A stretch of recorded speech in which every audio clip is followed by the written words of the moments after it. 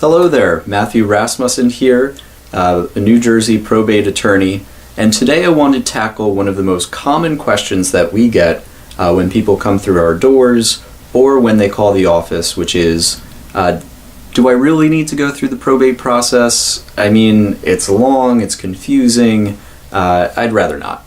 And before I answer that question, let's just keep in mind that you shouldn't take anything that I say here to be legal advice. If you want to actually get legal advice as to your family, you need to speak with an attorney, right? Only then can we go through and talk about the details of your case and whether, exceptions apply and so on and so forth. So don't consider it legal advice, it's just for information.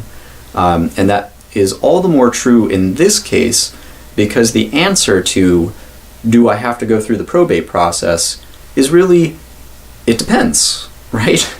Now, I know what you're saying, Matt, come on. That's not a real answer to the question. So, I hear you. Let's talk about then 3 times where, unfortunately, you're not going to be able to avoid the probate process. That way you have some information that you can use and hopefully you'll find it helpful. Okay, first situation, and quite frankly this is a situation we run into a lot because most people have cars, right? If you have a car, you're probably going to have to go through, well, not probably, you're going to have to go through some form of the probate process in New Jersey because New Jersey's Motor Vehicle Commission is going to require probate paperwork in order for you to change the title of that vehicle from your loved one to another member of the family, or if someone's purchasing the vehicle to that person. So that's the first situation. Okay? Fairly common. It's going to bring a lot of people into the probate process. 2, bank accounts, investment accounts, any type of financial account where there is no pay-on-death beneficiary.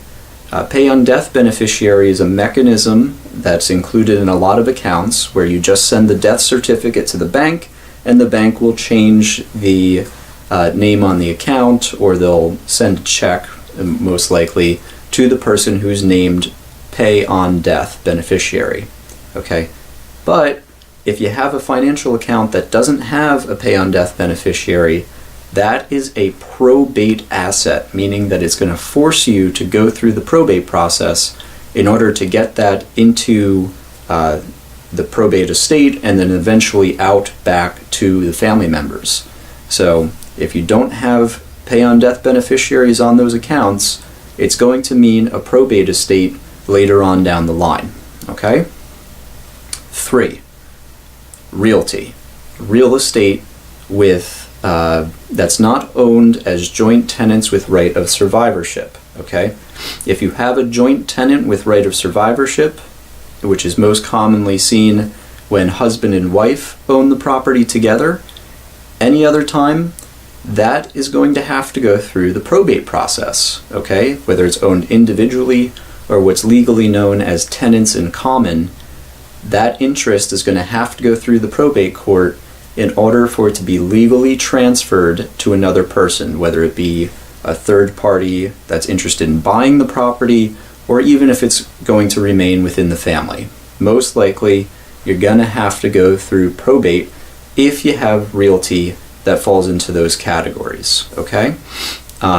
So those are 3 situations where you're going to have to go to probate. I know it's confusing. I know that it's a long process, but unfortunately, if you have property that's going to go into one of those 3 categories, you're probably going to have to use the probate courts. Okay? That being said, there are some shortcuts. There are ways to get money sooner rather than later. And if you're interested in that, I'd encourage you to reach out to a probate attorney. Okay? I hope you found the information helpful. Once again, my name is Matthew Rasmussen with Rasmussen Law, where we bring peace and serenity into the probate process. Thanks so much.